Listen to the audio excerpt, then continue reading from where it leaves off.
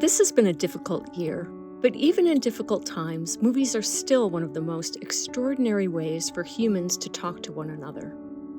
The 10 titles I share with you here are movies that have helped me through this fraught and sometimes confounding year. I hope you'll find your way to at least some of them, and perhaps one or two or more will find a home in you.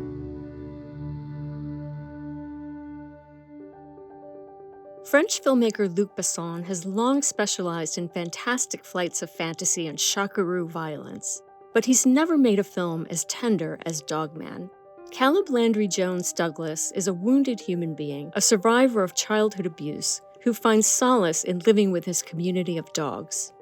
Dogman is about the families we choose, sometimes more sustaining than the ones we're born into. It's also the perfect movie for those days you are convinced that dogs are better than people, even if that's every day. This wordless animated wonder from Latvia follows a nameless black cat as he travels across a flooded world in a boat shared by a stalwart capybara, a clumsy friendly dog, an opportunistic lemur, and a stately secretary bird. Elegant and spare, this is an environmental parable that doesn't hammer away at its message. Instead, it gently reminds us that the beauty of this world is worth preserving. In Jacques Audiard's extravagantly emotional opera Emilia Perez, Zoe Saldana plays Rita, a disillusioned lawyer working in Mexico who helps a ruthless drug lord, Manitas, arrange a transition surgery and subsequent disappearance. She pulls it off and thinks she's through with the job. But the woman Manitas has become, now named Emilia Perez, re-emerges, asking Rita's help in righting some of her past wrongs. Both roles are played by the fantastic Spanish actress Carla Sofia Gascon. Emilia Perez is great fun, but it's also about personal transformation as a beginning, not an end, an exhortation to leave the world in better shape than you found it.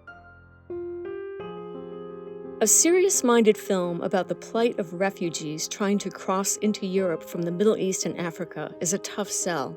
But Agnieszka Holland's film, though at times hard to watch, is so beautifully made and so attuned to all the things we respond to as humans who care about art's entwinement with real life, that it's ultimately more joyful than dispiriting.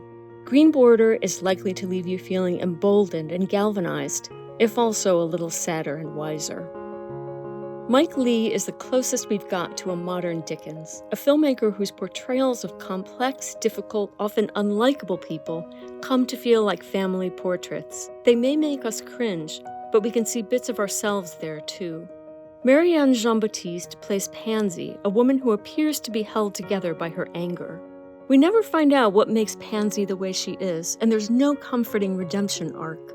Still, somehow, we reach out to her in her unnameable pain. James Mangold's scrappy patchwork portrait of Bob Dylan's early years in New York isn't a biopic. It's a Dylan cover, an interpretation of real events filtered through memory, myth, and pure fabrication.